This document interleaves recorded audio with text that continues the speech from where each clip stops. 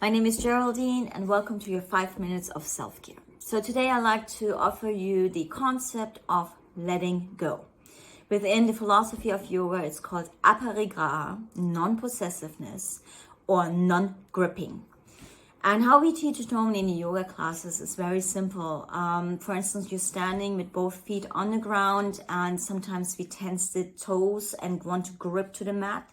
We just try to let people know, where are you gripping in your body? Can you just relax those toes, stay on your four corners of your feet? So it's just an example how we teach it. But when it comes to life, that's gonna be a whole different ballgame here. Letting go, 2 words.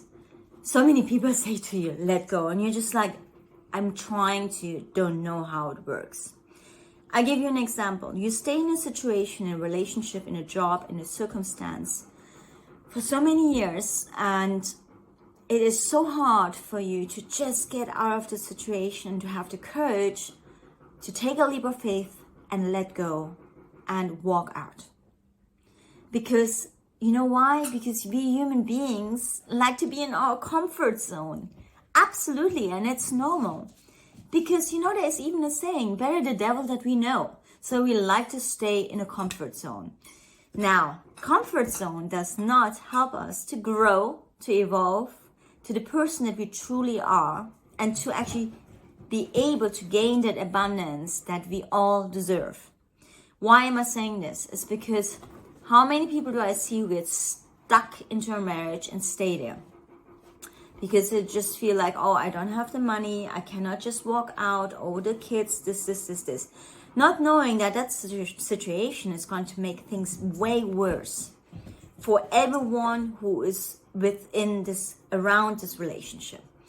And people don't notice that. It's like the picture, you, for instance, hold a balloon and the balloon flows away and you kept dragged on the floor while you're holding onto this balloon.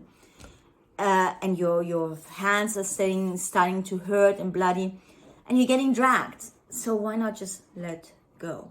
Does that make sense? I mean, this is just a metaphor. So, and listen, I'm definitely the first person who knows how hard it is. So I'll give you an example. In the last about month, I've worked for a new employer, and you know how it is to work for wealthy people. Yeah. And they have a different way of living. They have a different way of thinking that the value of money. And not everyone else is born in a rich household. So it's not always easy because we have our obligations, our commitments. And for instance, I grew up in a very Chinese and German way, which means we do not make debts. We try to pay off our loans or anything. We don't even actually take a loan. So if there's a way suddenly that our livelihood gets endangered of not being paid, that sometimes puts us in a situation that we are not able to let go. Now I'll give you an example. This time I let go. I just thought, you know what? I'm not going to work 24 hours 7 days a week, 16 hours a day. No, I'm not going to do this anymore, and I'm not 24 anymore.